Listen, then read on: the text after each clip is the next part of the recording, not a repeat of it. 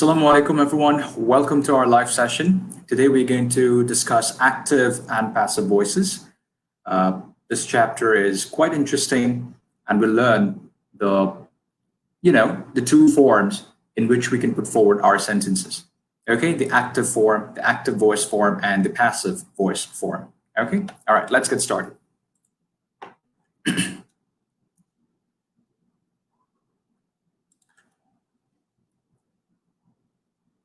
Okay, what is the active voice?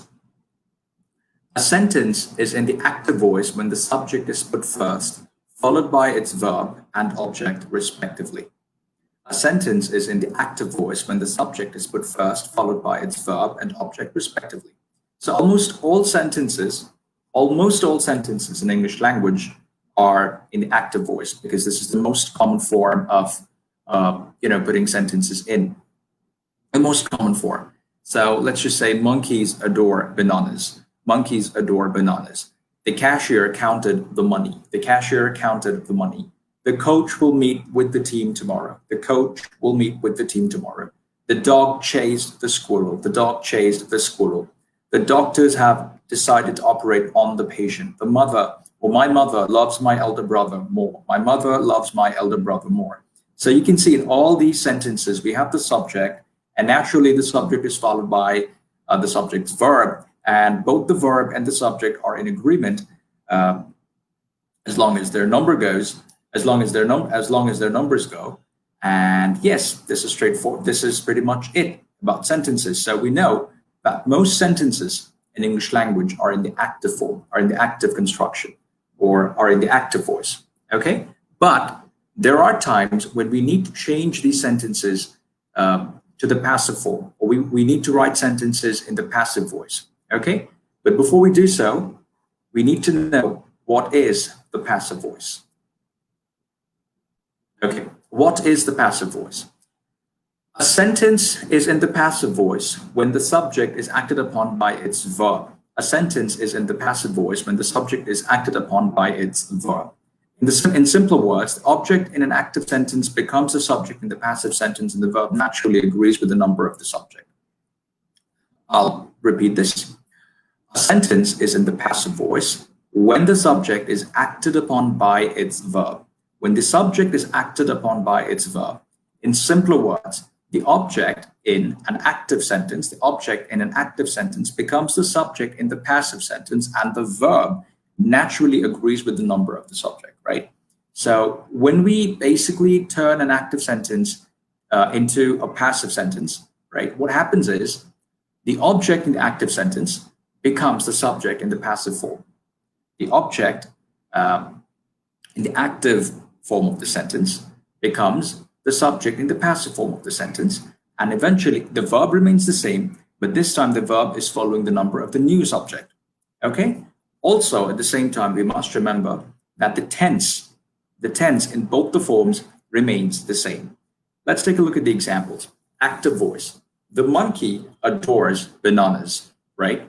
The monkey adores bananas. The monkey adores bananas. This sentence is in the active voice. The monkey adores bananas, right? So here we have the subject, the monkey, which is, of course, a singular subject in this case. Therefore, the verb is in its singular form as well. The monkey adores bananas. But we are changing the sentence into its passive voice, or we're changing the voice of the sentence to the passive voice. So what do we have here now? Bananas are adored by the monkey. Now follow this. The object of the first sentence, or the object in the active sentence, becomes the subject in the passive sentence.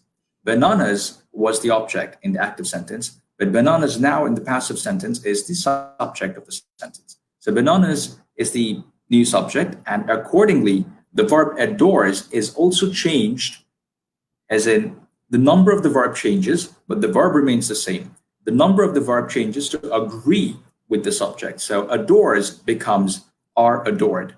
Bananas are adored by the monkey.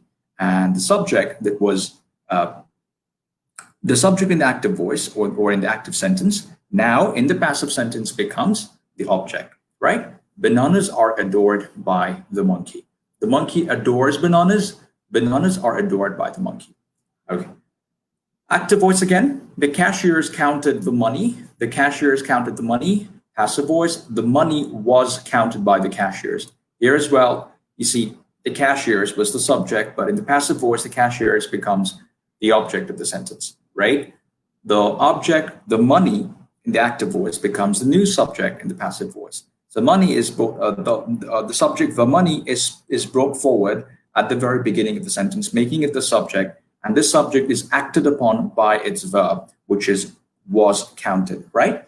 So the money was counted, since we know the word or the noun money is an uncountable noun, and therefore it must be treated as a singular item. And singular nouns are always followed by singular verbs. So we say the money was counted by the cashiers. Okay? All right. Again, the third example. The coach will meet with the team tomorrow.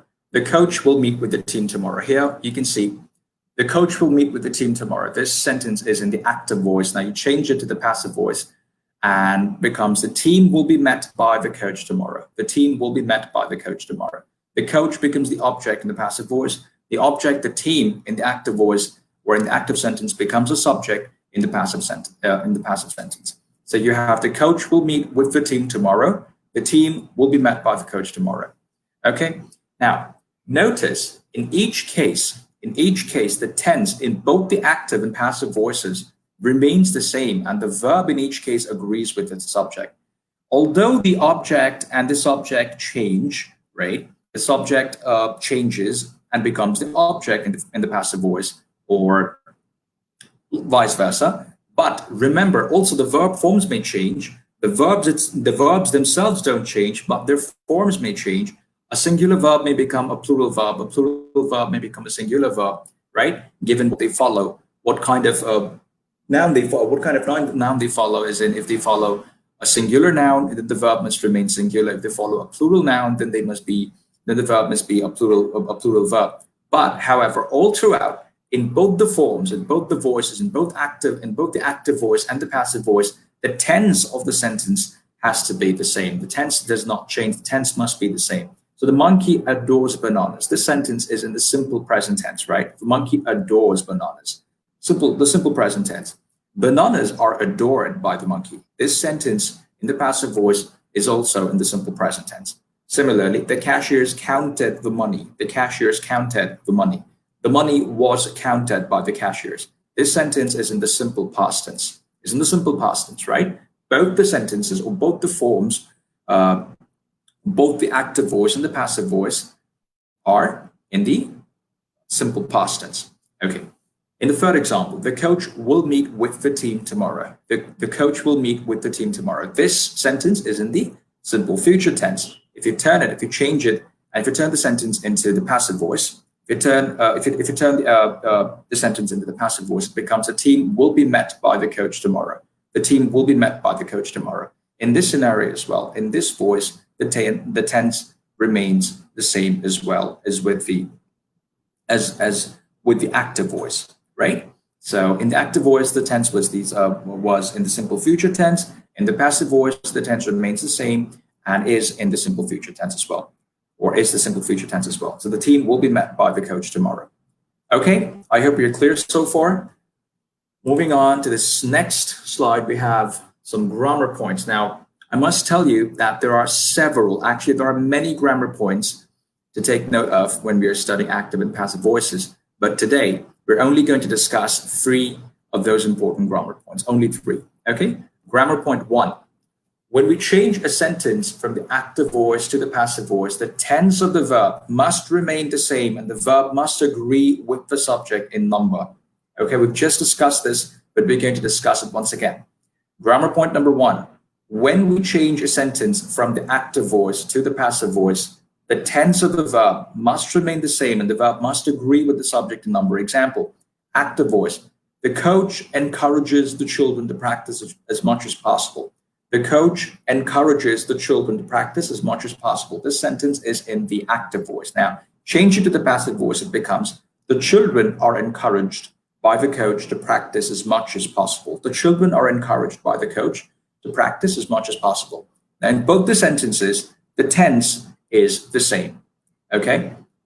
In active voice, the tense is the simple present tense. But in the passive voice, the tense is the simple present tense as well.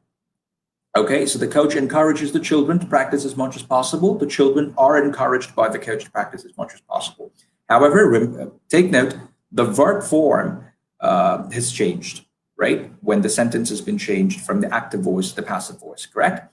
In the first sentence, in the active voice sentence, you have the coach encourages, right? Now, encourages is in its singular form, right? Encourages because it is following a singular subject, right? The coach. But in the passive voice, the verb is changed to are encouraged. Now, are encouraged is the plural verb, or is the plural form of the verb encouraged, right? Are encouraged. So passive form and plural form, passive plural form. Why so? Because this verb is following a plural number, a plural noun, a plural subject, which is the children. So the coach encourages the children to practice as much as possible. The children are encouraged by the coach to practice as much as possible. Clear? All right, then. Moving forward to the next slide, we have the second grammar point of the day of active and passive voices. Okay, grammar point 2. When a verb in the active voice takes a direct and an indirect object, we can have two sentences with two different subjects in the passive voice. Now, take note of this. When a verb, right, you're talking about a verb, and this verb is followed by both a direct object and an indirect object, we can have two sentences with two different subjects in the passive voice. Let's take a look at the examples. The examples should make this point clearer. Active voice. My parents sent me food parcels regularly when I was abroad. Okay. My parents sent me food parcels. My parents sent me food parcels regularly when I was abroad. Okay. So my parents sent. Here, the verb sent, the verb is the word sent, right? Right after sent, you have an object, which is me. Now, me is the indirect object of the verb sent. Right after the object me, you have another object, which is food parcels. Now, food parcels is the direct object of the verb sent, right? Because, food parcels is receiving the direct action from the verb sent, and me is receiving an indirect action from the verb sent. Okay, so me is the indirect object, food parcels is the direct object. Now you can actually change this sentence, the sentence in the active voice to the passive voice, and you can do so in two ways. Passive voice 1, I was sent food parcels regularly by my parents when I was abroad. I was sent food parcels regularly by my parents when I was abroad. Passive voice 2. Food parcels were sent to me regularly by my parents when I was abroad. Food parcels were sent to me regularly by my parents when I was abroad. So here you can see that since you have two objects now, you can change the sentence to passive voice to the passive voice, and the passive voice can be begun with either of the objects. You can either begin it with the indirect object, or you can choose to begin it with the direct object. Like in the first one, the first passive voice sentence, or the first passive voice form is begun with the indirect object me, which is turned into I, because now we're switching the pronoun from the object form to its subject form. So we see here, I was sent food parcels regularly by my parents when I was abroad. And in the second passive voice, or in the second passive voice form, you have the direct object, food parcels, and we've begun the sentence with the direct object, food parcels, now the subject of the sentence. So food parcels were sent to me regularly by my parents when I was abroad. Food parcels were sent to me regularly by my parents when I was abroad. My parents sent me food parcels regularly when I was abroad.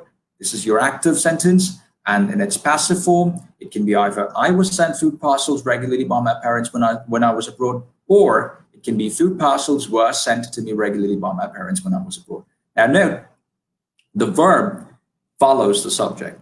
In passive voice 1, was sent is following the singular subject I, therefore was sent, right? But in the passive voice 2, The verb is were sent, which is plural, of course, because the verb were is in its plural form, is a plural verb, and it is plural because it is following a plural subject, which is food parcels. The food parcels were sent to me regularly by my parents when I was abroad. Okay, I hope we are clear. If not, please do let me know in the comment section. Moving on to the very last grammar point of the day, and the third grammar point for active and passive voices. Okay, let's take a look at this and let's read this. We use it, we use the pronoun it plus the passive verb when we refer to what people in general believe, feel, or think about someone or something. We clear? We use the pronoun it, the subject pronoun it, plus the passive verb is in the verb in its passive form, when we refer to what people in general believe, feel, or think about someone or something. Let's take a look at the examples here. Active voice. In active voice, the idea is, the sentence is, everyone predicts that there will be a downturn in the economic situation. Everyone predicts that there will be a downturn in the economic situation. Now, if you change the sentence to the passive form, then you have, it is predicted that there will be a downturn in the economic situation. Now, follow this. We don't change, or we